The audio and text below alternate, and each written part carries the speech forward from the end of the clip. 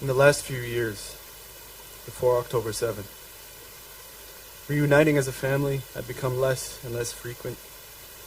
But in those times, when we would all be in one place together after an extended period, I remember feeling and actively thinking that a missing piece was repaired. Something that I had not even noticed as routines took hold when we departed. Suddenly we'd have a full car and a full house, and you would roughhouse and torment me and force me to play games that I hated but actually loved. And I consciously thought in those times when we were all together how special it was. And I never said it to you, but I know you felt it too. And here we are, all together again. After 2.5 years, our longest ever time apart. And I can't even give you a hug. Just look at a box and a pile. I'm so close but so far away. Earlier this week, my friend asked if you'll be buried in New York. It's a reasonable question. In that first moment when you chose to leave America behind in draft, I couldn't help but feel a twinge of sadness knowing that you wouldn't be near me. And something deep inside you yearned for this place, deeper than I even knew at the time. And beyond that, you couldn't bear to watch others take on a burden without helping them carry it. That's why you refused to tell people that you were a lone soldier because you didn't want special privileges or looks of reverence.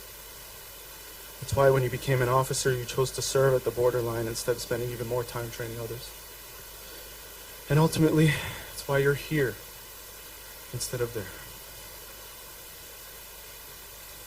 This is not the first funeral we've held for you. Almost a year ago, we had one in New York, the day after we were told you had died. Like your bar mitzvah, we did one there and one here. In life and in death, you are the bridge that connects our community across the world. And my wish for you and for your legacy is that you will always remain that bridge.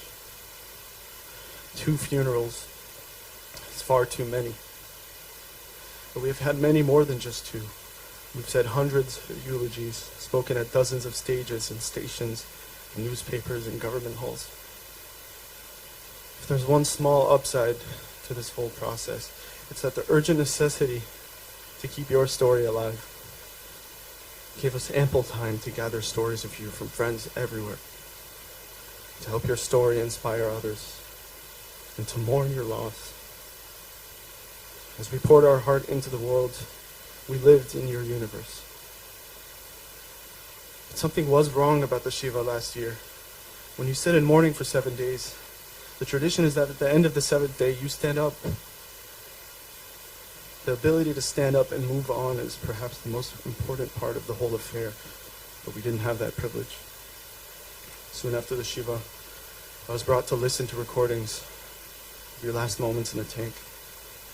As you faced overwhelming force and smoke filled the tank, you gave the order to your squad mates to breathe through the ventilation as you battled smoke to speak on the radio.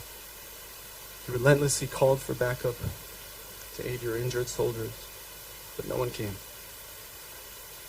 Though we had only silence from you on the 7th, my family and our whole nation felt your plea. And here you are. And soon, with shaking knees and rattled breaths, we will be able to stand. I look back at pictures of you, finally, with the clear eyes of someone who is ready to face what happened. And there's one first thing who everyone who meets me these days says immediately. Whether it's the president or Nimrod Cohen, Omer's squad mate of the tank, who I miraculously met yesterday. They say that we look the same, and I'm beginning to see it too.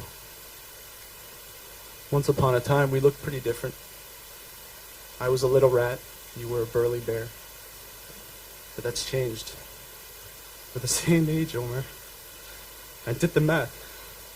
Today I'm exactly 3 days older than you were the last time we embraced. I've climbed the hill that I was never meant to climb, the one that made you my older brother. And you look so young in all the pictures I see. You gave so much love and humor and passion for life in such a short time. There's an enormous and ever-growing list of all the things I want to tell you, Omer, but not all of it can be said before a crowd of thousands. After 2 years, I finally have a place to have a private word with you. I don't need a microphone. And it's not enough to fill that missing piece, but it's better than shouting in the void. So for now, I'll just say thank you. You can rest now. You're home.